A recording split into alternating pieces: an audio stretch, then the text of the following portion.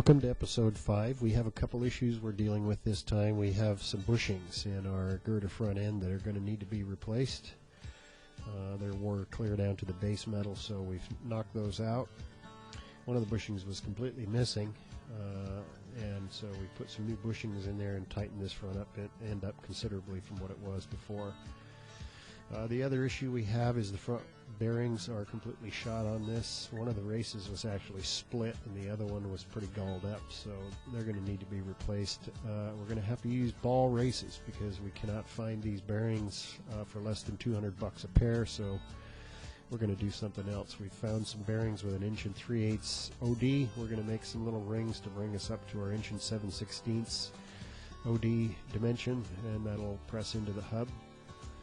We heat those up a little bit and drop the bearing in there, and when that cools off, you got that stuck on there, it's not coming off. So we've installed the bearing in the other side of the hub and installed the backing ring on the one side here, and we're going to measure down and add about 5 thousandths to this dimension, and this will give us a spacer that'll set the side play on these bearings so they're not too tight. And we'll convert these over to ball races.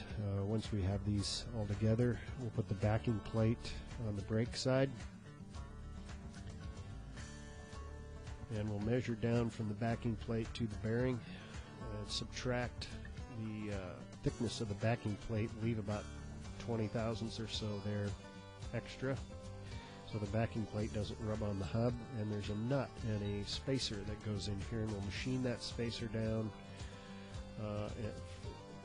along with the nut until we get our dimension in there. And once we tighten everything down and put the spacer inside, we'll have the backing plate and everything running just as good as it can be. So we'll take these to the lathe and finish that up. We've got our ball bearings and everything in our fork yokes, and we've got those on. Put the bottom girder arms in with our axles and everything. It's all been restored here. Get the top yokes on, and here's the finished girder on there, and everything's tightened up and looking good. We've installed the wheel.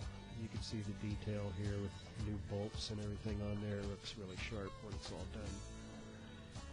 Got our front wheel on there, new tire, tube. Here's some of the details of the front axle.